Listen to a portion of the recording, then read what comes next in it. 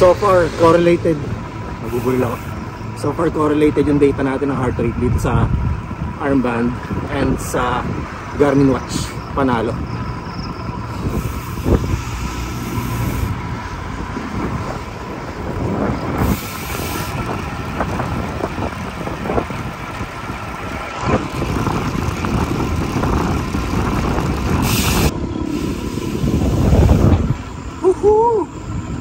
Alright. So, pauwi na tayo. Okay na yung ano natin, yung checking ng ano, pag-correlate yung data nitong armband na version ng Magin and nung ano, Phoenix watch. So, overall, correlated naman siya. May mga minor lang ako na-observe na siguro may mga error minsan, mga 2 BPM or 3, and minsan medyo delay ng konti, pero nagmi-meet din naman sila, nagiging pareho din. So yung isang obvious na example na na-encounter ko kanina, yung sa paahon ng bridge, parang 142 na yung sa Phoenix, pero yung sa armband nasa 135 pa lang. Pero nag-meet din naman sila, umahabol din. So, ayun. Overall, okay siya.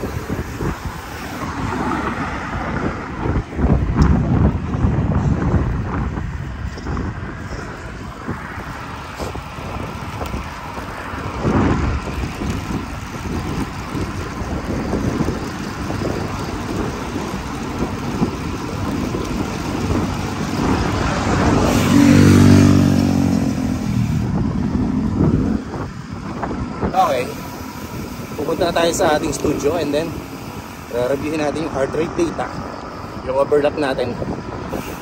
So i-extract natin yung data ng dalawa, then pagpapatungin natin, makikita nyo mamaya. Gagawin natin yung sa ano, Excel. So, dito pala yung Yume.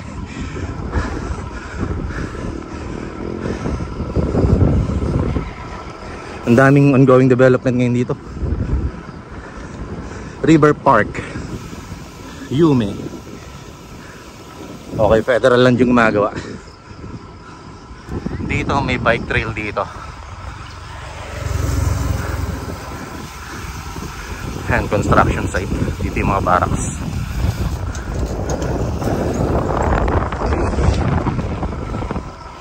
So yung area na to, concrete. Dito ako madalas magbabike.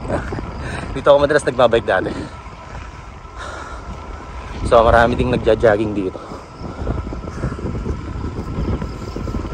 So dito yung River Park Trail. Hindi ko alam baka iniba nila yung entrance eh. Dati doon yung entrance oh. Hindi ko alam kung iniba nila, baka dito na. Check natin.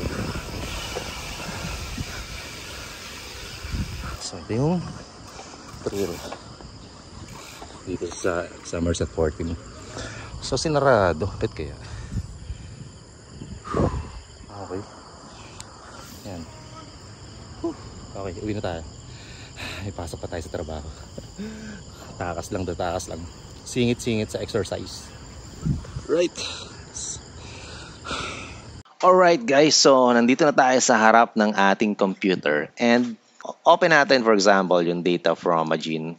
Ito yung Strava data. So, kung hindi pa kayo naka-follow sa Strava ko, so follow nyo lang to. Search nyo yung Arist Manalad. Okay?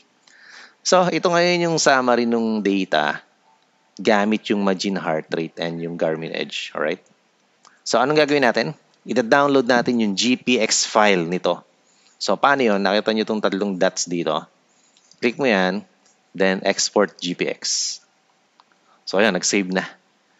Then, puntahan din natin yung isa. Ito namang Phoenix na data. So, click natin yan.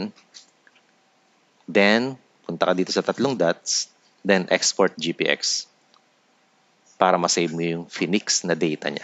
Okay, so ano ba laman ng GPX files? Alright. Okay, ang ginawa natin, in-export natin sa Excel file. So, nakita niyo itong mga tabs sa taas. So, H803, ito yung Magin. and Garmin Edge 830. And ito naman yung Phoenix, yung sa relo. Okay. So, ito yung laman niya, di ba? Ang hirap intindihin. Nalilito rin ako nung una ko nakita yan. So, ayan yung kanyang script, yung kanyang GPX file. Pero, try natin i-zoom. Kung mapapansin nyo, yung laman, meron siyang coordinates, di ba? So, ito yung location, kung nasan ka.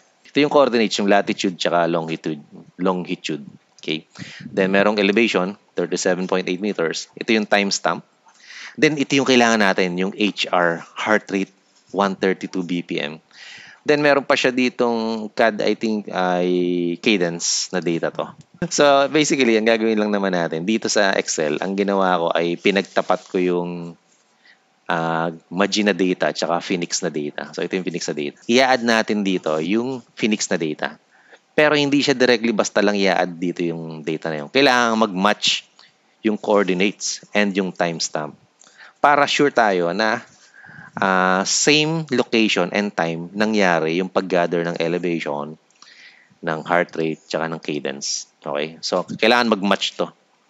So, hindi siya ganun kadali kapag minanual mo. So, ang ginawa natin actually ng program. Ginamitan natin ng macro or Visual Basic para mapag-partner siya. You know? So, basically, in-automate natin. Okay, so ganito na yung kalalabasan niya. So, ito yung Magin na coordinates. Yung time, hindi ko na nilagay eh. Pero ito yung heart rate ng Magin, and then ito yung elevation ng Magin, no? So, sa Garmin naman, do sa Phoenix 7 natin, ito yung coordinates. So, match dapat yan, tsaka ito. Then, ito yung heart rate niya, and then ito yung elevation. So, pag ganyan na itsura niya sa Excel, madali na nating magawan ng plots or ng graph. So, ang gagawin lang natin, pagpapatungin natin yung heart rate data nitong Magin, tsaka yung heart rate data ng relo, ng Garmin Phoenix. And meron na actually akong data dito. Yan! Yan na ang itsura niya. Pero dun, yung i-open natin yung isa yung mas malinaw. So ito na yung graph na ating na-generate. So yung yellow, ito. So yan yung Garmin. So yung yellow na nakikita niyo. Then yung red, yung nasa likod, yun naman yung Magin. Okay? So ito yung data points or ito yung buong heart rate data sa buong ride natin. So makita nyo may tumataas, may bumababa. So medyo in-interval ko kasi yung ride kanina. So pag nag-interval ka, syempre tataas yung heart rate mo. And pag nagpahinga ka, bababa siya. So tinitingnan natin kung sasabay yung pagtaas ng heart rate ng dalawang device. Okay? Generally, pag tiningnan mo siya, actually, sobrang magkapareho lang. Okay? May mga minor lang actually na offset. So, and gaya nito, pag tinignan mo dito, may mga konting difference lang. Pero nung in-observe ko sa actual, mga nasa less than 5 BPM, mostly 2 or 3 BPM yung difference. And mostly, medyo delay lang ng konti. So, dito sa part na to, pansin nyo, yung Garmin Phoenix, yung yellow, pumitik siya dito. Pero yung Magin, hindi. Di ba? Hanggang dito lang siya. Alright? So, dito sa part na to, ito, makita ko ng bridge actually sa part na to. Dito may konting error, no? Hindi pala konti. Kasi medyo halos 10 BPM in difference. Napansin ko dito, umangat na ng mga around 147 yung data ng Garmin. Pero yung Magin, wala pang 140. So, hindi ko alam, baka dahil tinayuan ko yung bridge eh.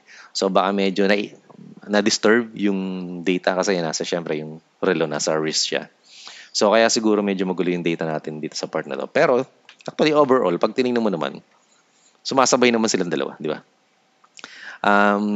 Especially dito, accurate eh. I mean, correlated eh. Merong part lang dito, nung pauwi na ako, yung Garmin Phoenix 7, parang nag-error yung data niya. Siguro malaking factor dito kasi nga nasa wrist yung relo. So, any movement dun sa braso, pwedeng maka-apekto dito sa heart rate na data.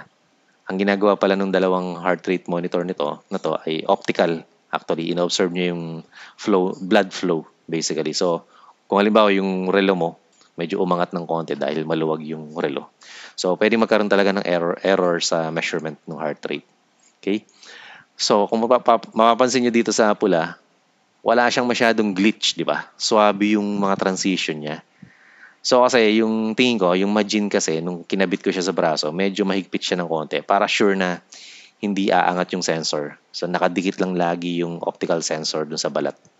So, ayun, pansin nyo, all throughout, ng ride. Walang glitch yung Majin. Parang mas malinis or mas accurate yung measurement ng Majin, di ba? Walang masyadong error gaya nito. So, yung average na heart rate ng dalawa na to ay pareho lang. Around 123, I guess, yung average na heart rate niya. Nasaan ba yun? Yan. So, 123 BPM yung average na heart rate. So, sa Phoenix yan, di ba? Puntahan natin yung Majin. So, ito yon. Ayan o, 123 din yung average. Tapos yung max, 151. Doon sa isa kanina, 155. Pero, yun nga, may konti siyang delay or error eh. Pero, ito yung kagandahan. Yung average niya ay parehong pareho. Swak na swak. So, overall, para sa akin, napakagandang deal nitong Majin. So, yun lang. Thanks for watching this vlog. Hopefully, may natutunan kayo. Ngayon, kung gusto niyo makuha yung script pala, kung paano kong in-extract tong or paano kung pinag-match itong data, yung GPX data.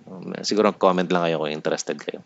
Pwede nating email sa inyo yung script na ginamit ko para magawa nyo itong ganitong klase ng plot. Alright? Yun lang. Thanks for watching. See you again on our next upload. Bye-bye.